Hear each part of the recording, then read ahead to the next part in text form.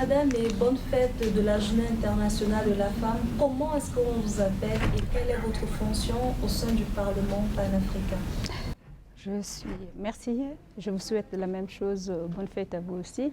Je suis madame l'honorable Hasna Ahmed Belil de Djibouti et je suis la présidente de la commission genre, jeunesse et handicapés au pape. Alors, honorable, quel est votre rôle au sein du Parlement panafricain? On essaye de instrumentaliser et chercher le droit de la femme, de la jeunesse et des personnes handicapées dans notre continent et de mettre en œuvre, d'essayer de mettre en œuvre les instruments juridiques qui donnent le droit à la femme, à la jeunesse et aux personnes handicapées qui sont les instruments de l'UA qui sont ratifiés et qui sont signés par nos chefs d'État. Et on essaye de savoir si c'est vraiment la mise en œuvre est effective ou pas dans nos pays respectifs. Et essayer d'avoir des partenaires et de discuter avec d'autres partenaires pour avoir une visibilité du pape et de la Commission avec des partenaires au développement aussi. On essaye de voir. Et le pape nous donne vraiment, comme c'est une commission transversale, c'est par la raison pour laquelle aujourd'hui on a eu un atelier avec la commission genre, santé, éducation. On avait eu aussi avec la commission agriculture dont le thème était le droit à la terre de la femme. C'est-à-dire on essaye d'être dans toutes les commissions pour pouvoir apporter un plus dans le genre et dans la jeunesse et les personnes handicapées. Honorable, quelles sont les actions concrètes que vous mettez en œuvre en faveur des femmes, de la jeunesse et des personnes handicapées?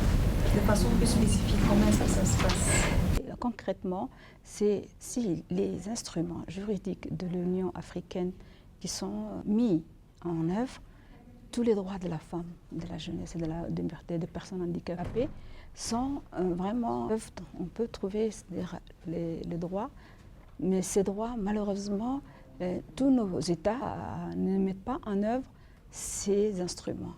Et c'est la raison pour laquelle on essaye de faire des réunions ici, des ateliers avec d'autres, pour trouver et faire des recommandations pour les plénières, pour que nos États puissent mettre en œuvre des instruments qui donnent droit à la femme et aux personnes, à la jeunesse et aux personnes handicapées.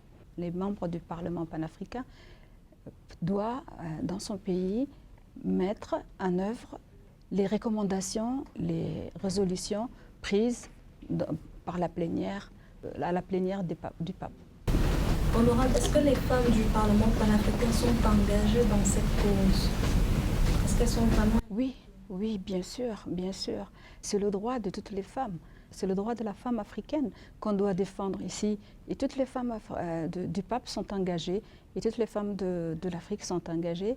Mais pour cet engagement, on a besoin vraiment du partenariat et de la coopération des hommes. Parce que sans les hommes, on ne pourra pas arriver à mettre en œuvre tous ces droits qu'on a vraiment, juridiquement, on a les droits, mais il y a toujours une réticence quelque part. Et tant que les hommes ne s'y mettent pas avec les femmes pour ces droits, on n'y arrivera pas. Et d'ailleurs, c'est pour ça que je dis il faut le partenariat des hommes, avec les hommes, qu'on pourra arriver à un résultat vraiment positif. C'est moi qui vous remercie. Allez.